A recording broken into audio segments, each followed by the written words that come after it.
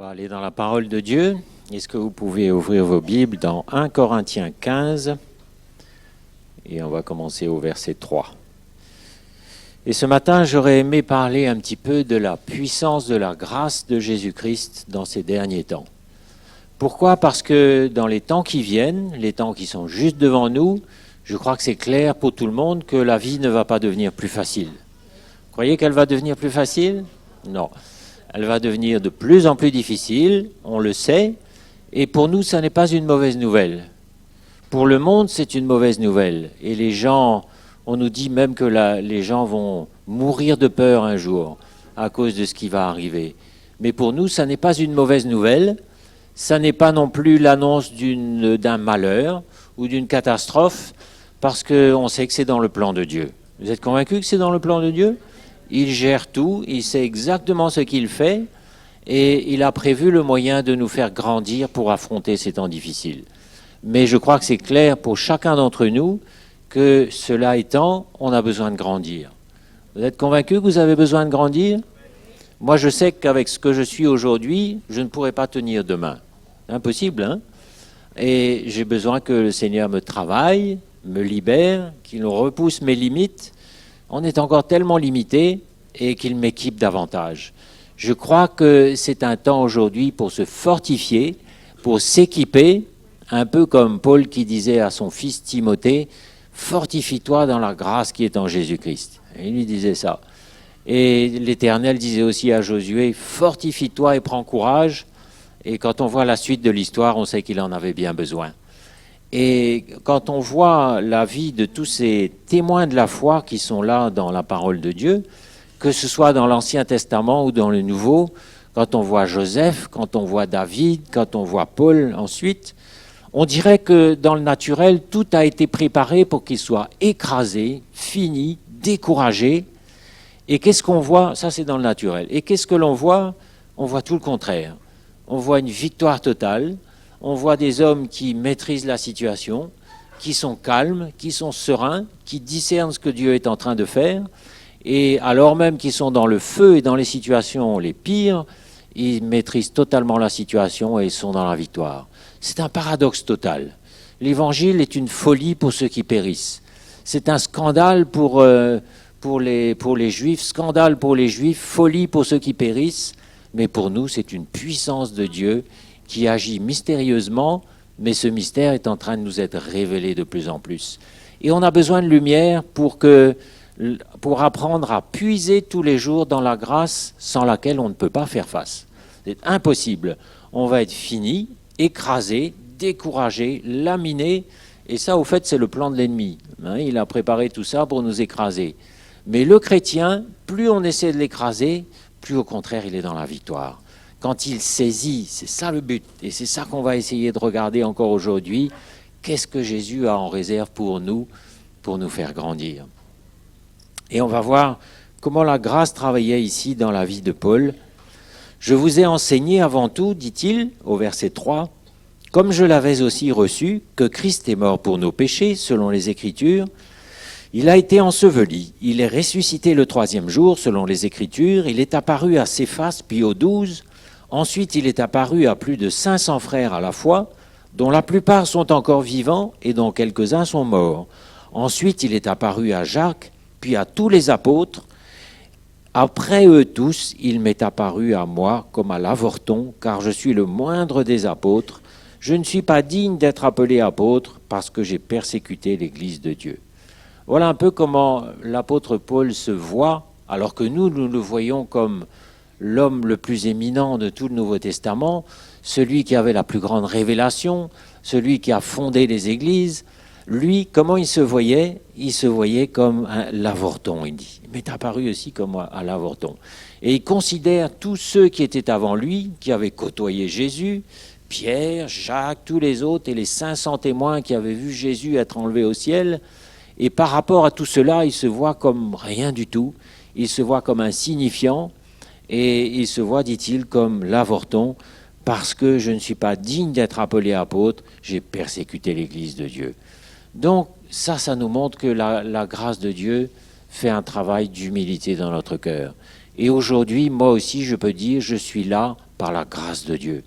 Tout ce qui a été construit de beau dans ma vie, c'est l'effet de la grâce du Seigneur. Je me souviens où j'étais il y a 25 ans, j'étais dans un état terrible, j'étais dans le péché, j'étais dans la défaite, j'étais dans la dépression. Et la grâce de Dieu a travaillé, c'est pas moi qui ai travaillé. Vous savez, on peut avoir cette fierté de se dire, j'ai fait ça pour le Seigneur, j'ai remporté telle victoire, Mais non, c'est pas toi, mon frère, ma sœur, c'est la grâce qui a travaillé avec toi, cette grâce puissante. Et ça doit toujours nous garder dans une grande humilité. Et on voit ici cet homme qui était pourtant le plus éminent, on le voit dans une humilité totale. Il se souvient qu'il a persécuté l'Église de Dieu. C'est nous, ça, hein. On était dans le péché. Moi, je me souviens que je persécutais les pauvres sœurs qui essayaient de me montrer le bon chemin, de me montrer la vérité, de me montrer où je devais aller.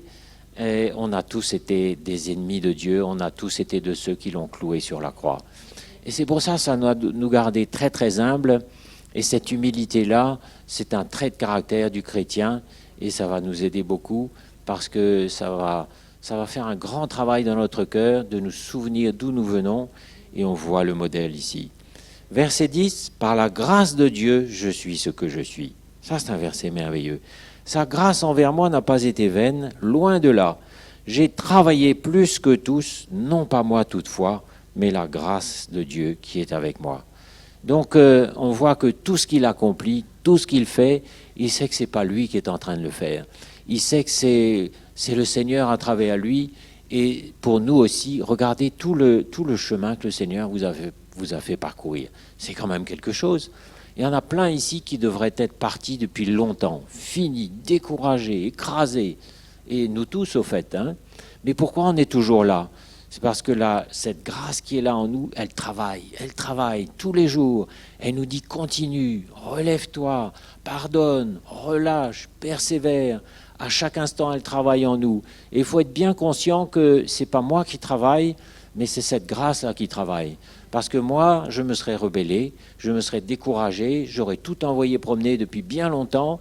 Et pourquoi je suis là toujours avec mes frères, avec mes sœurs, avec ma femme, avec mes enfants ?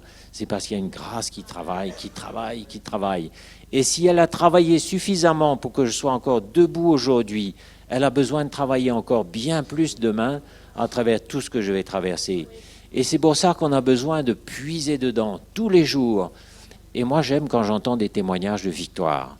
Voilà ce que j'ai affronté, j'étais inquiet, j'étais terrifié, j'étais paniqué, et voilà ce que le Seigneur a fait. Et nous tous, nous traversons des choses très difficiles, et je pense en particulier à ceux qui sont dans leur travail.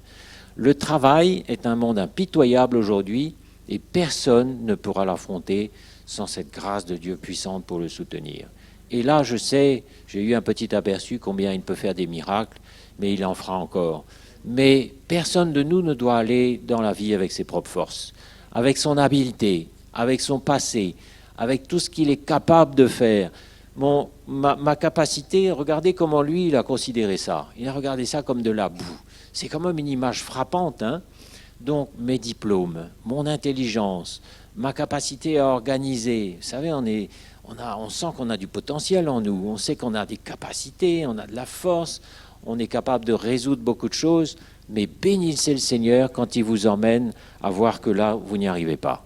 Là, c'est impossible, vous n'y arrivez pas. Bénissez le Seigneur, remerciez-le pour ce moment. Et vous savez que vous allez traverser un sale quart d'heure, c'est clair, mais vous savez aussi que vous allez grandir. Et dans le moment le pire, le plus difficile, quand on est découragé, fini, on sait déjà dans notre cœur qu'on va grandir. Et c'est ça l'œuvre de Dieu, c'est que à vue humaine, tout est perdu, c'est fini, c'est vraiment... Mais on est toujours là, on continue, et au bout du compte, on a la victoire. Et après, on a grandi. Moi, je sais que quand je regarde la situation après, je dis, Seigneur, là, j'ai grandi un petit peu. Vous avez remarqué, hein ? Là où j'étais encore un peu bébé, où je me plaignais, où je m'inquiétais, je sais que par ta grâce, Seigneur, j'ai grandi. Et par ta grâce, je suis ce que je suis aujourd'hui. Et ça, c'est aussi quelque chose qui doit nous animer, c'est que tout le monde, aujourd'hui, doit être satisfait de l'œuvre de Christ dans son cœur. Ce que je suis aujourd'hui, c'est ton œuvre, Seigneur. Nous sommes l'œuvre de Dieu. Et que personne ne se décourage de son état, que personne ne se méprise lui-même non plus, parce qu'on peut vraiment se mépriser, se trouver nul, se retirer, mais je crois que ça n'honore pas le Seigneur. Si je me déconsidère moi-même, si je me trouve nul, ben quelque part ça rejaillit un petit peu sur celui qui travaille dans ma vie tous les jours et dont je suis l'ouvrage, je suis son chantier, je suis son œuvre, il sait exactement comment faire pour m'emmener jusqu'au bout. Il y a un petit peu de mépris qui rejaillit sur lui. Une bonne attitude, c'est de vous réjouir. Seigneur, merci pour ce que je suis aujourd'hui. Vous pouvez lui dire ça aujourd'hui, Seigneur, merci pour ce que je suis aujourd'hui par ta grâce. Et cette grâce-là travaille et elle va m'emmener plus loin. Ayez la foi pour ce que vous serez demain, pour votre appel, pour ce que vous êtes vraiment en Christ. Et ayez confiance que jour après jour, à travers les pires choses, vous allez voir le progrès, vous allez voir.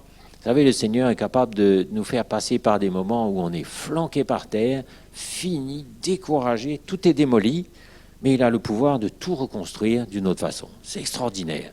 Il n'y a que lui qui fait ça. C'est pour ça que même quand on est au fond du trou, même quand on est dans la vallée de Baca, ben on sait que l'Éternel est là et que sa grâce continue. Mais on va traverser des moments comme ça. Et ce n'est pas un hasard, ce n'est pas étonnant que tout ça soit écrit et que cet homme-là, Paul, ait traversé ces moments. Et moi, je pense souvent à des chrétiens. Vous savez, beaucoup de chrétiens vous diront, mais quand même, dans l'Ancien Testament, il est écrit... Voici toutes les bénédictions qui seront déversées sur ta vie quand tu obéiras à la voix de l'Éternel. Tu seras la tête et non la queue. Tu seras toujours en haut et tu ne seras jamais en bas. Alors qu'est-ce qu'il faut comprendre? Que l'apôtre Paul n'avait rien compris? Il n'avait rien compris du tout. Le pauvre, il était toujours en bas. Battu, opposé, contredit. Il n'avait nulle part où reposer sa tête. Il était souvent en prison, sous le fouet, dans les chaînes. Alors, il n'avait rien compris du tout. Il n'avait même pas une épouse pour le soutenir. En général, auprès d'un homme de Dieu, il y a une épouse pour le soutenir. Lui, il n'avait même pas ça. Il n'avait même pas de maison. Il n'avait pas de lieu à lui. Il n'avait personne pour le consoler le soir quand il est fatigué. Il était fatigué. Mais le Seigneur nous montre vraiment l'image d'un homme où il n'y avait que la grâce qui le tenait. Que la grâce. Il n'y avait plus que ça. Et vous savez, nous qui, beaucoup d'entre nous, nous avançons en âge, nos forces physiques diminuent et on sent qu'il y a une grâce qui prend le relais. Et on sent que ce n'est que la grâce qui finalement nous tient. À un moment, on devrait être vraiment épuisé, crevé, et puis on l'est, ça arrive.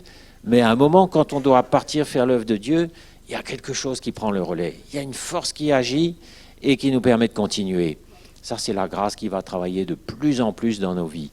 Et je sais que pour tous ceux qui ont 60 et même plus, 65 ans, 70 et plus, ben je sais que c'est la grâce de Dieu qui nous tient. Que la grâce. Quand je vois les frères à Maurice, ils ne sont plus tout jeunes non plus, mais il y a une grâce qui les tient debout et qui leur permettra de continuer. Donc, beaucoup de ces frères vous diront dans les autres églises, mais ce n'est pas l'évangile ça. Mais regardez qui le Seigneur met devant nos yeux. Un homme comme Paul qui était brisé, qui était dans la faiblesse. Regardez le frère Basile qui est venu. Des hommes qui, on dirait que tout vraiment a été fait pour qu'ils soient écrasés, malheureux, finis. Et vous voyez un homme qui est dans la victoire. Paul avec son écharde. Il devait être en train de dire au Seigneur, guéris-moi, c'est l'ennemi qui a fait ça, c'est pas dans ton plan, guéris-moi. Et nous-mêmes, quelquefois, on est fatigués par des infirmités, par des faiblesses physiques, par des maladies. Ça nous fatigue tous les jours, et c'est dur, c'est vrai. Et on est tenté de dire au Seigneur, et c'est bon d'ailleurs, de dire au Seigneur, guéris-moi. Mais lui, il a entendu la voix du Seigneur qui lui a dit, ma grâce te suffit. Et justement, en plus de tout ça, il n'avait ni maison, ni femme pour l'encourager, ni santé, ni rien du tout. Et il était écrasé tous les jours. Et en plus, le Seigneur a trouvé bon d'ajouter encore cette écharpe dans la chair. Incroyable quand même. Et vous voyez comment l'Église persécutée, l'Église des premiers siècles, était forte. Ça, le frère Mickey nous dit souvent, la persécution fait du bien à l'Église. Ça fait du bien. Les moments d'opposition que l'église de Maurice, de la Réunion a rencontrés et qui étaient forts, je sais que ça les a incroyablement fortifiés. Et ils ont grandi dedans. Mais ils ont appris à renoncer à eux-mêmes, à mourir à eux-mêmes. Et les moments tous ces moments que l'Église primitive a traversés, qui étaient terribles, eh ben, ils sont demeurés dans la foi. Ils sont restés dans la victoire. Il y a une grâce qui est proportionnée à l'épreuve. Il y a toujours une provision de grâce qui est proportionnée à votre épreuve, votre difficulté d'aujourd'hui. Mais l'épreuve, c'est quelque chose de sérieux, de costaud, qui doit littéralement déstructurer quelque chose qui résiste en nous et le renverser. Et c'est pour ça qu'il arrive un moment où on est vraiment à terre, vraiment découragé. On est, au sens figuré, dans le tombeau. C'est perdu, c'est fini. Il y a un moment comme ça. Et c'est là que le Seigneur vient avec sa grâce pour intervenir, pour nous relever. Mais il faut arriver à ce moment bien souvent. C'est pas toujours, c'est pas quelquefois le Seigneur vient en avance, il pourvoit d'avance. Au fait, vous verrez que le Seigneur n'agit jamais deux fois de la même façon, jamais. Mais il y a des moments où quelque chose a besoin d'être brisé en nous. Peut-être l'orgueil, peut-être la capacité à s'en sortir tout seul. Ça, c'est quelque chose que nous tous, on expérimente, cette capacité à s'en sortir tout seul. Il faut qu'il nous emmène littéralement devant le mur, là. Et au point où on dit au Seigneur, ben là, je peux pas. Là, et le Seigneur nous dit, bon, tu as compris maintenant ? Et là, on passe vraiment par un moment de mort, on est dans le tombeau, on est écrasé, on est fini, et après, on n'est plus le même. Vous avez remarqué ? On n'est vraiment plus le même. Il y a quelque chose de transparent qui s'est formé en nous, quelque chose qui est brisé, comme une pâte brisée, là. On est bien, on est brisé, on est tendre, on a un cœur tendre. Et là, on peut dire comme Job, ben, j'avais entendu parler de toi, mais maintenant c'est différent. Maintenant c'est différent. Je sens ta grâce qui agit. On est plein de foi pour l'épreuve suivante. Et on voit dans quelle humilité Paul a servi le Seigneur, alors que ces chrétiens dont je vous parle, ils sont arrogants, ils sont sûrs d'eux. Et vous croyez qu'on va attirer des gens avec une attitude comme ça ? Non. Donc on a besoin de se laisser travailler dans l'humilité, dans le brisement. On ne peut pas servir sans brisement. Si on n'a pas expérimenté ce que c'est que d'être vraiment brisé, eh ben, on ne peut pas connaître le Seigneur. C'est impossible. Et là, j'ai bien aimé le partage d'hier pour ceux qui étaient là, hein, qui parlaient des relations avec nos enfants, du métier de parent qui n'est pas un métier facile non plus, parce que notre appel, c'est de gagner le cœur de nos enfants, de gagner le cœur des autres. Et ça, on ne peut le faire qu'avec un cœur tendre, un cœur brisé, un cœur qui sait exactement quelles sont nos limites, qui sait qu'est-ce que c'est que la grâce de Dieu. Et la grâce, ça va être l'arrière-plan de nos vies. Ça va être la toile de fond de nos vies.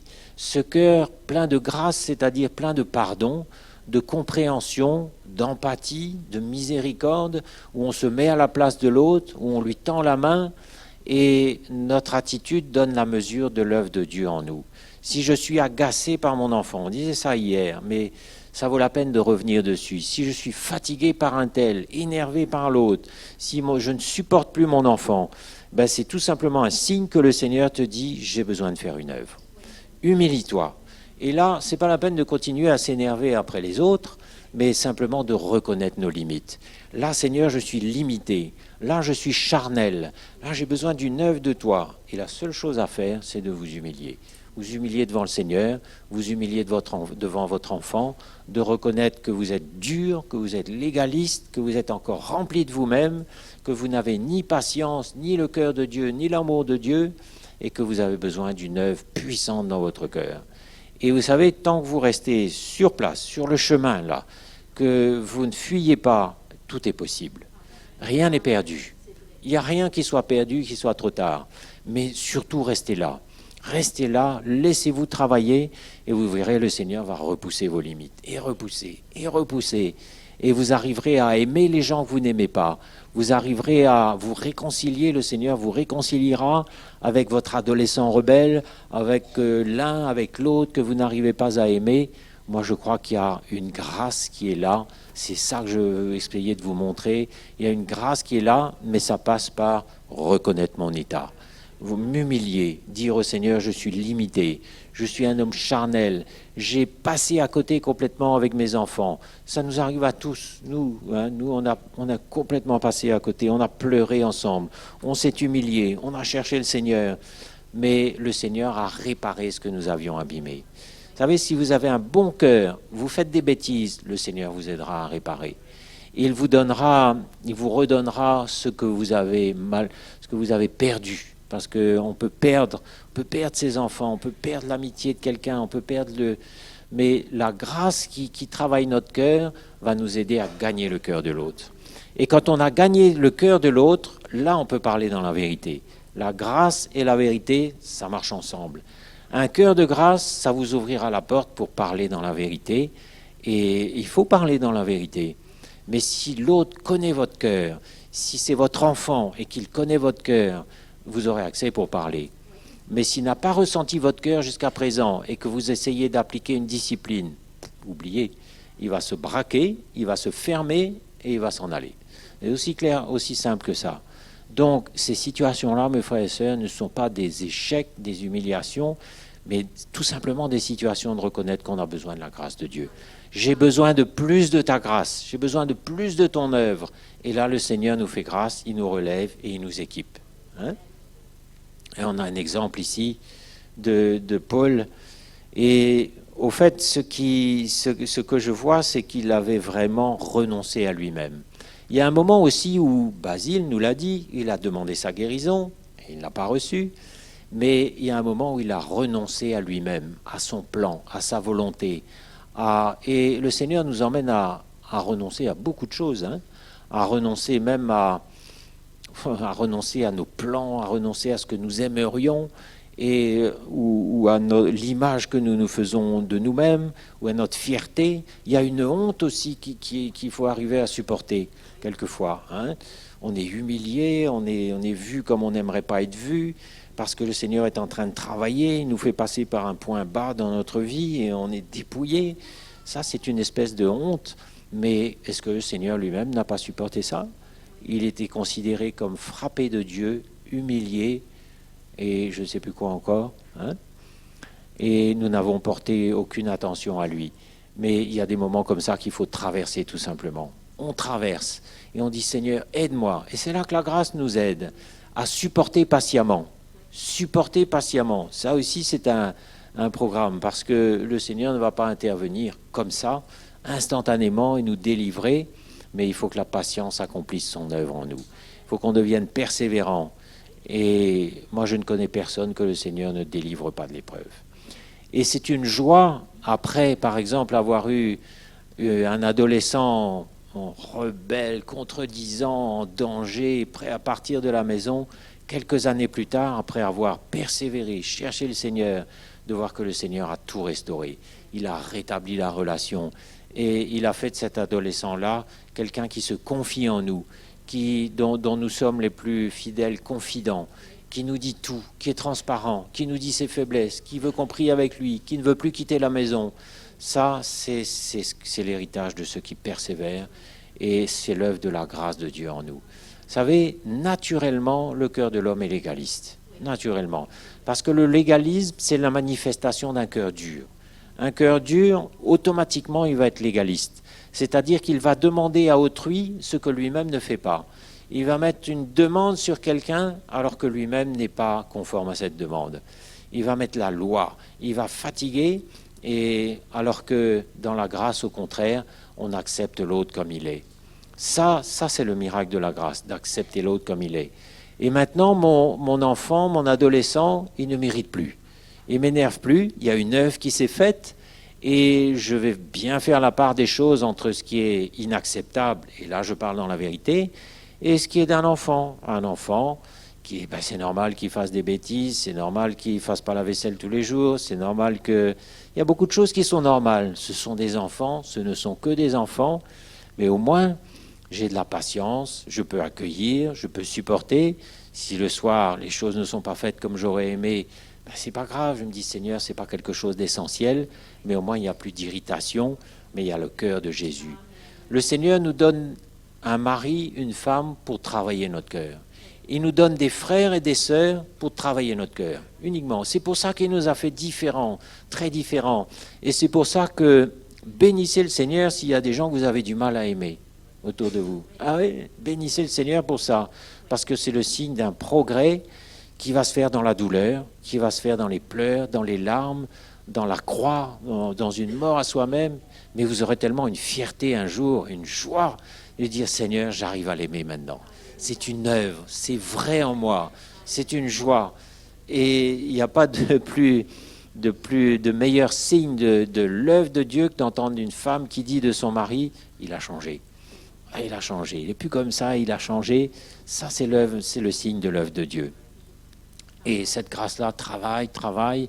Bénissez le Seigneur pour des frères et sœurs, pas comme vous, complètement différents. Bénissez le Seigneur aussi pour vos enfants qu'il vous a donnés, parce que comment le cœur de Dieu va se former en nous?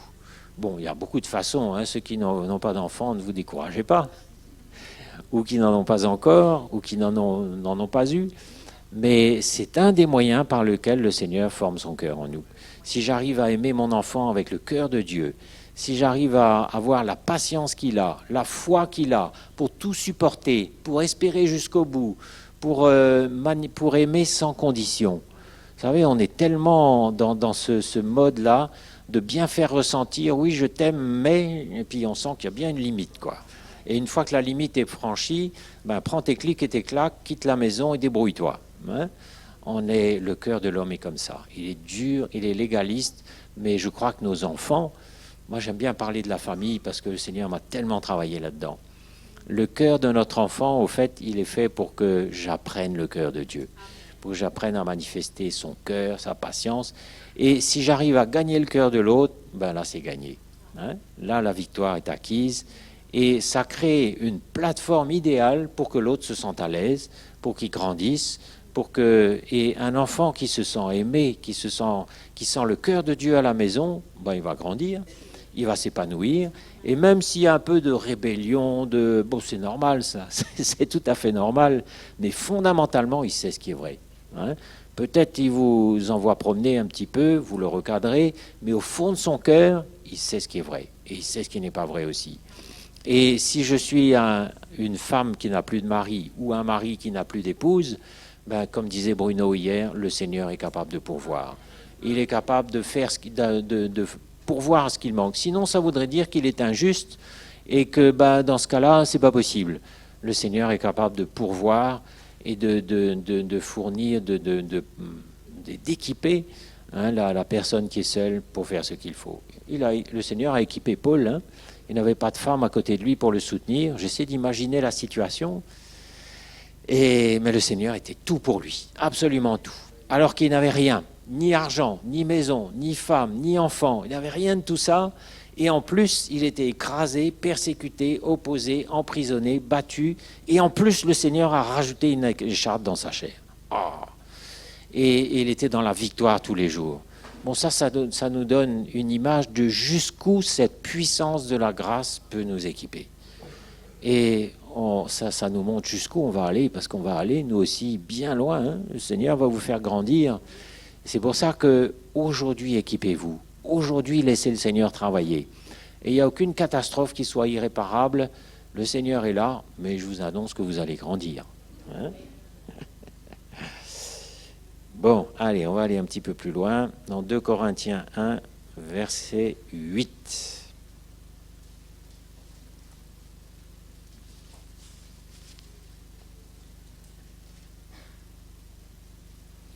Et on va voir comment se comporte l'homme qui est toujours en haut et qui ne sera jamais en bas. Nous ne voulons pas en effet vous laisser ignorer, frères, au sujet de l'affliction qui nous est survenue en Asie, que nous avons été excessivement accablés, au-delà de nos forces, de telle sorte que nous désespérions même de conserver la vie. Et nous regardions comme certains notre arrêt de mort, afin de ne pas placer notre confiance en nous-mêmes, mais de la placer en Dieu qui ressuscite les morts. Donc vous voyez un peu, là, il était tellement en bas, tellement écrasé, qu'il était à peu près certain que le soir même, il serait mort, quoi. Lui et tous ses compagnons. Et il parle à un moment de ce moment où, à Éphèse, il a été opposé aux bêtes même. Enfin, je ne sais pas s'il était dans l'arène avec les lions, je ne sais pas. Mais son arrêt de mort était signé et il était à peu près certain de mourir le soir même. Hein. C'est extraordinaire jusqu'où ça va. Et ça nous montre que je crois que si la croix travaille sincèrement, vraiment dans notre vie, on a vraiment renoncé à nous-mêmes. Renoncer à nous-mêmes. Et est-ce que je vais vivre demain? Est-ce que je serai en bonne santé demain? Est-ce que... Non, ce soir même, Seigneur, si tu veux reprendre ma vie, je suis prêt. On a renoncé à demain, renoncé à nos plans, renoncé à nos ambitions. Lui, il avait totalement renoncé à lui-même. Quand il était persécuté, quand il était réduit à toute extrémité, il était prêt. Nous nous regardions comme certains à notre arrêt de mort afin de ne pas placer notre confiance en nous-mêmes, mais de la placer en Dieu qui ressuscite les morts. Voyez, c'est lui qui nous a délivrés et qui nous délivrera d'une telle mort, lui de qui nous espérons qu'il nous délivrera encore, et vous nous assistez vous-même de vos prières afin que la grâce obtenue pour nous par plusieurs soit pour plusieurs une occasion de grande grâce à notre sujet. Voilà pourquoi on prie les uns pour les autres. Voilà pourquoi on prie pour ceux qui partent en mission, pour Mickey, pour Peter, pour tous les frères qui sont en mission en Afrique, qui partent. C'est une bonne chose de prier pour eux, pour que la grâce se manifeste, les entoure, les protège, les garde. Mais lui, il avait vraiment renoncé à lui-même. Et vous savez, je suis sûr qu'au plus fort de l'épreuve, bien souvent, on n'a pas renoncé. On n'a pas renoncé à nous-mêmes. Il y a encore quelque chose en nous qui résiste, qui voudrait que ça se passe autrement, qui a encore un petit plan pour essayer de s'en sortir, qui veut essayer de changer son mari, qui essaie encore de répliquer, qui essaie encore de contester. Je suis comme vous, je suis exactement pareil. Vous voyez un peu ça en vous, hein? C'est cette partie charnelle de vous-même là, qui n'a pas renoncé tout simplement. Celui qui veut être mon disciple, qu'il renonce à lui-même. C'est la première condition. Deuxième condition, qu'il se charge de sa croix tous les jours, et après qu'il me suive. Là où on a nulle part où reposer sa tête, bon, nous avons encore, par la grâce de Dieu, à chacun son appel. Il ne faut pas que ça nous fasse peur, mais je crois qu'il y a largement de quoi grandir dans nos vies. Tous les jours, nous sommes opposés à des difficultés. Tous les jours, nous avons vraiment des choses difficiles à résoudre, à affronter, mais ce sont des occasions de grandir, tout simplement. Donc, on a besoin de prier et de continuer à prier parce que c'est comme ça que la grâce abonde dans la vie des frères. Et ils ont besoin de la grâce de Dieu pour continuer. Imaginez ceux qui sont devant, ils sont la cible de l'ennemi. C'est-à-dire que l'ennemi a juste ses flèches, il est déchaîné, il va essayer de casser la maison de Dieu, de détruire ses serviteurs, il est enragé, déchaîné. Mais c'est pour ça qu'on a besoin de prier et de prier. Seigneur, entoure-le, garde-le, mais pas seulement physiquement, des pièges de l'orgueil, du découragement, de toutes sortes de choses, de se séparer les uns d'avec les autres, parce que les anciens entre eux, c'est comme un mari et une femme ensemble, c'est pas tous les jours facile, il y a toujours une croix à prendre, mais garde-les unis dans l'unité de l'esprit. Parce que l'ennemi, lui, va essayer de casser, va essayer de séparer, et si jamais il y arrivait, il n'y arrivera pas, mais là, il serait content. Et vous pouvez être sûr que quand vous arrivez à vous mettre en colère contre quelqu'un, si ça persiste, vous pouvez dire l'ennemi a gagné. Et c'est triste. Mais il ne faut pas qu'il arrive à s'infiltrer et à séparer.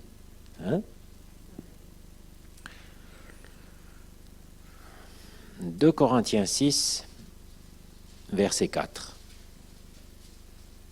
Et là, on va finir de voir dans quel contexte l'homme qui était toujours en haut vivait.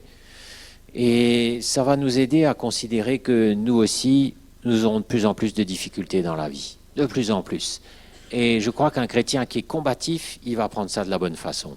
Seigneur, merci pour cette difficulté nouvelle qui arrive. Qu'est-ce que tu vas faire dedans?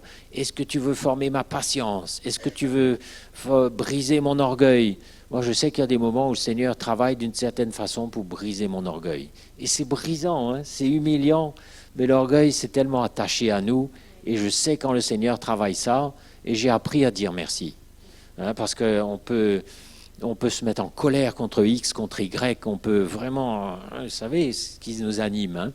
Mais moi, j'ai appris à dire merci. Et quand le Seigneur travaille mon orgueil, je le sais. Et j'ai appris aussi, non seulement à dire merci, mais à patienter jusqu'au jour où il va me délivrer de l'épreuve. Parce que le Seigneur résiste aux orgueilleux, mais il fait grâce aux humbles. Et si vous vous humiliez devant lui, quand vous sachez qu'il vous traite là, qu'il vous demande de vous abaisser, de vous humilier, on sait dans notre cœur, on a la foi pour notre devenir, On ne se dit pas, ben moi c'est fini, j'ai plus qu'à me retirer, c'est terminé. Non, on a confiance dans l'œuvre. Et c'est tellement encourageant de voir autour de nous des frères qui grandissent. Comment ils changent d'année en année, comment leur langage n'est plus pareil, leurs prières ne sont plus pareilles. Et on dirait, waouh, ben là c'est presque le produit fini, c'est presque la perfection. Mais le Seigneur va continuer à perfectionner. C'est pour vous aussi, mes frères et sœurs. La grâce travaille tous les jours dans votre vie. Même quand vous êtes fini, en colère, découragé, la grâce travaille. Et elle travaille, et elle vous emmène plus loin. Et vous pouvez être sûr que celui qui a commencé cette belle œuvre saura comment la terminer. Mais ne vous attendez pas à la facilité, ne vous attendez pas au confort, mais attendez-vous au contraire à souffrir, à persévérer, à aimer, à pardonner, à relâcher, etc. Verset 4, nous nous rendons recommandables à tous égards comme serviteurs de Dieu, par beaucoup de patience dans les tribulations, dans les calamités, dans les détresses, sous les coups, dans les prisons, dans les séditions, dans les travaux, dans les veilles, dans les jeûnes. Il y a un peu le programme qui était son programme à lui. Et ça c'est quelque chose que beaucoup de chrétiens n'arrivent pas à admettre. Ils ne peuvent pas admettre, mais pourquoi il est infirme, pourquoi il est malade, pourquoi il n'est pas guéri, c'est un contre-témoignage, il n'a pas de foi, c'est pas possible. Hein.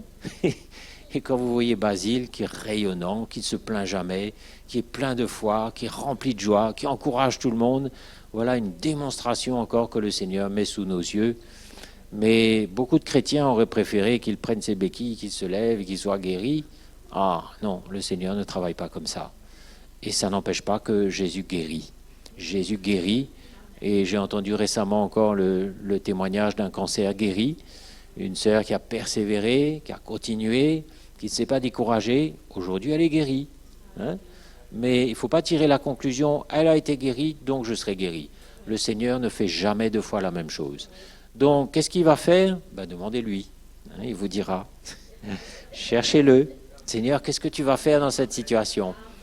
Et il ne va pas vous annoncer à l'avance. Hein. Souvent, quand Paul était dans l'arène, là, il ne lui a pas dit « je vais te sauver miraculeusement ». Non, Paul était prêt à mourir. Voilà la clé. Je suis prêt à mourir, Seigneur. Et il y a un moment dans notre épreuve où on est vraiment dans le tombeau. On est fini, tout est démoli, c'est dévasté. Mais au fond de notre cœur, il y a encore quelque chose qui dit « Seigneur, tu n'es pas mort, tu vas agir ». Un peu comme Abraham avec son fils, là. Il était prêt à le faire mourir, à obéir, mais au fond de son cœur, il savait que le Seigneur allait faire quelque chose. Hein. Et nous aussi, nous savons que le Seigneur agit et qu'il va toujours nous emmener plus loin.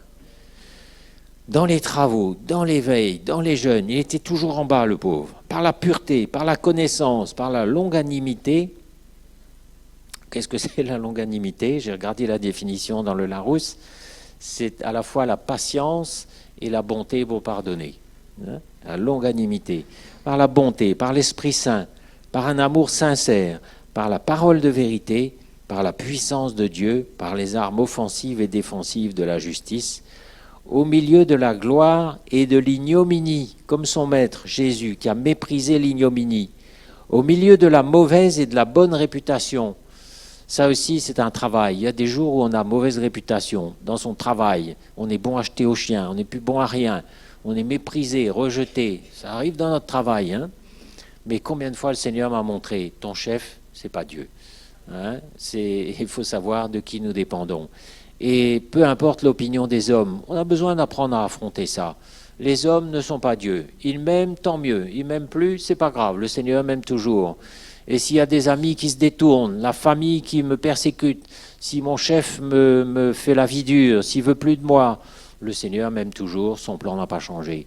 Ça, c'est des choses, je suis en train de le dire en quelques mots, mais c'est une œuvre, ça. Ça, c'est une œuvre qu'on ne peut que expérimenter sur le terrain, dans la douleur. Mais souvent, on crie, on se dit, là, c'est trop, c'est pas possible. Hein. Vous avez dit ça souvent? Là, c'est trop, là, c'est pas possible. Et on panique, et on est... Et je comprends, hein, parce que je suis passé un petit peu par là, moi aussi, dans beaucoup de choses, que ce soit au travail ou dans ma famille, on panique, on se dit, mais c'est là même que le Seigneur travaille, et vous allez voir comment vous allez grandir. Hein. Et ceux qui sont devant nous, qui ont traversé des tempêtes, qui sont toujours debout, ben, ils ont grandi. Hein. Ils ont mûri. Et à la limite, quand on voit Paul, toujours calme, toujours en paix, toujours dans la joie, en prison, il chante. Quand il est persécuté, on se dit, mais comment est-ce possible? La grâce de Dieu, mes frères et sœurs. Découvrez cette grâce tous les jours, dans votre vie, dans vos afflictions. Découvrez-la, cherchez-la, suppliez le Seigneur de la manifester. Et vous allez voir, il va la manifester. Hein. Vous serez étonnés de voir comment il va vous fortifier, comment il va vous redonner de la force. Même dans mon physique, il me montre déjà comment retrouver de la force que j'ai perdue. Hein.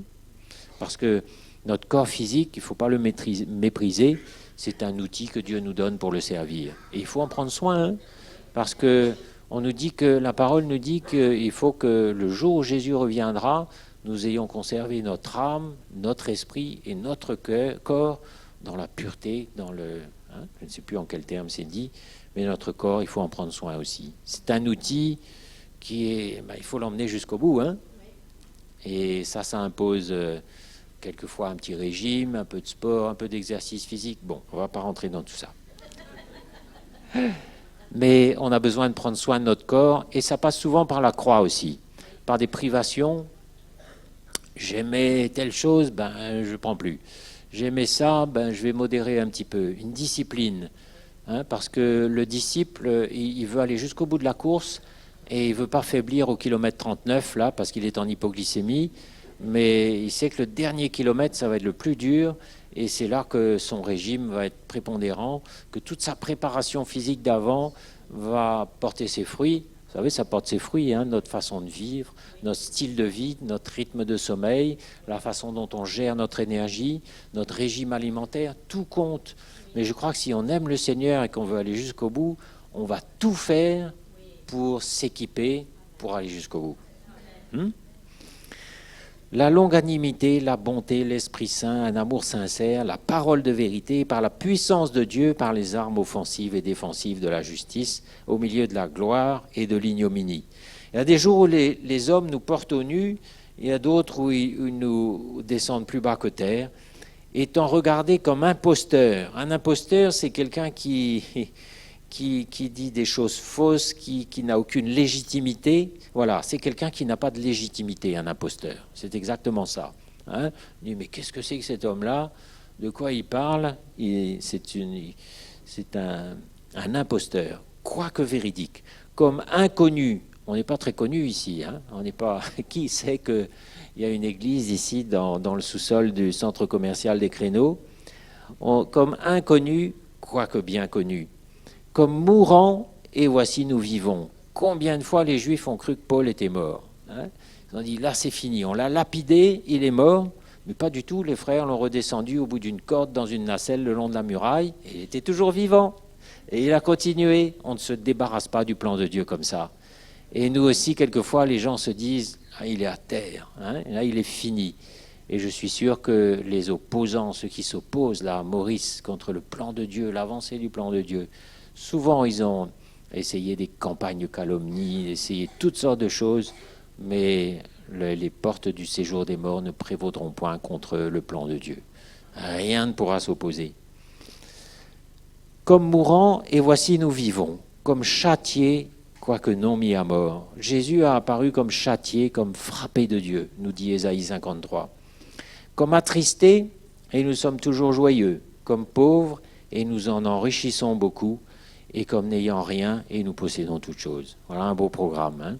Tu n'as pas grand-chose, mon frère, ma sœur, mais tu es riche dans ton cœur. Riche, hein, de ce que la grâce de Dieu a suscité dans ton cœur, ce cœur tendre qu'il a formé, cette foi, cette connaissance de l'Éternel, tout ce bagage d'expérience vécue, où maintenant tu peux dire, je connais un petit peu l'Éternel.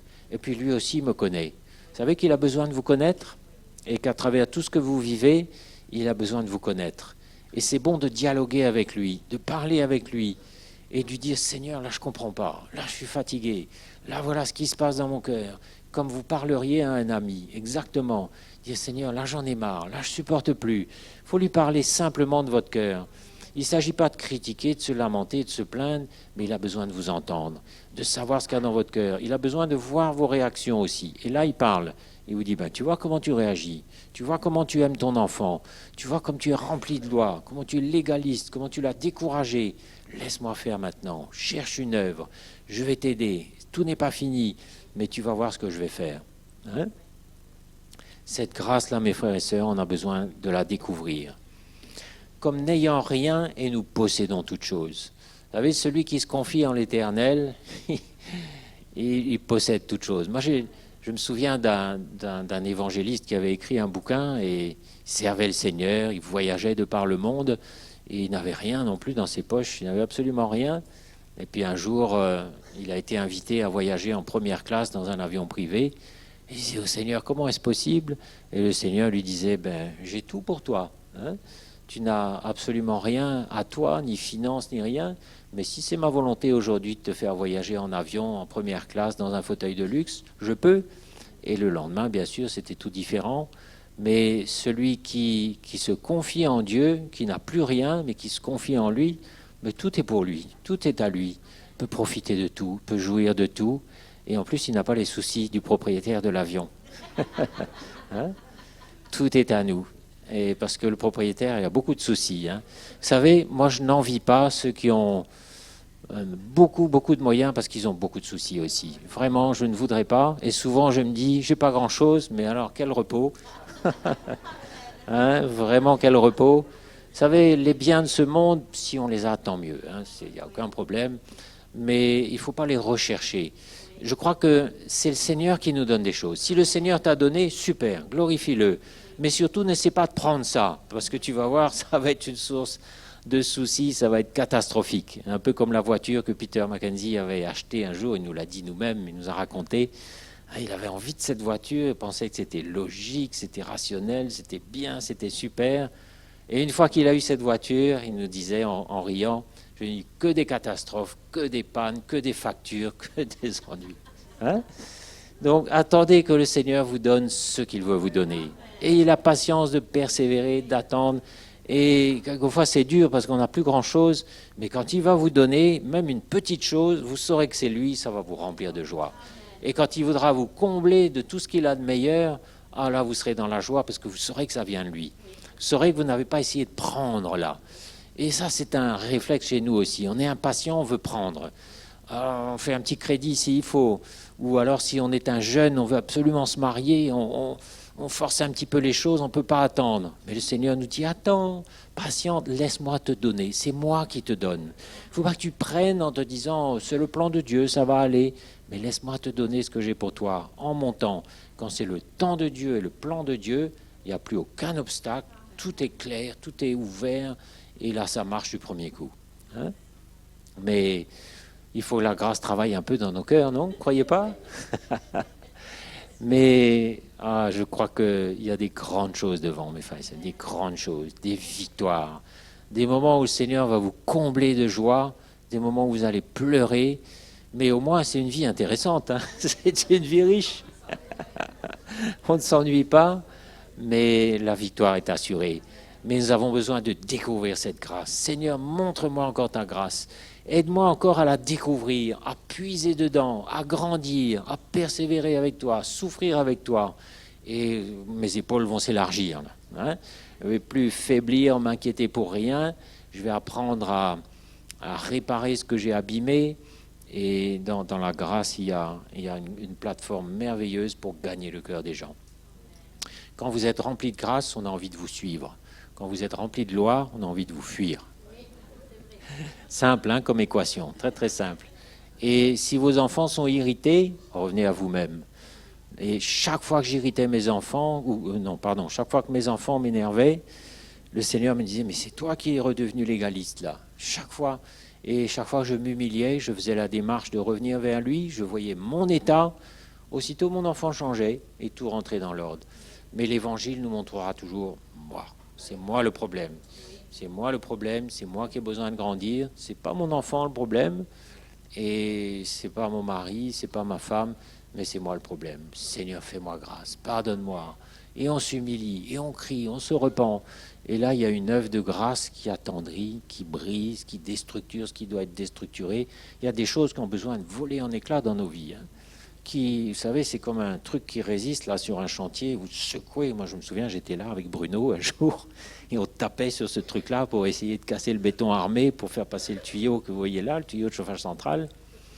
Ben, je crois que le Seigneur, c'est un peu... Et puis, à un moment, crac, ça y est, ça a lâché. Mais je crois que le Seigneur veut faire lâcher des choses dans notre cœur aussi. Des choses qui durent depuis trop longtemps, qui résistent depuis trop longtemps, qui s'élèvent contre la connaissance de Dieu. Et l'Évangile a le pouvoir de renverser toutes les forteresses si notre cœur est ouvert et tendre. Hein? Donc, la grâce de Dieu, hein? C'est ça qu'on a besoin de découvrir. Et vous allez voir, il n'y a aucun programme de défaite pour vous, aucune défaite programmée, mais il y a du boulot. Hein? Vous êtes découragé ou vous êtes confiant ce matin? Vous êtes confiant? Vous savez que le Seigneur va continuer son travail? Il est le bon architecte et il va arriver au bout. Hein? Il sait comment terminer le chantier de vos vies. Est-ce qu'on peut se lever ce matin et bénir Jésus?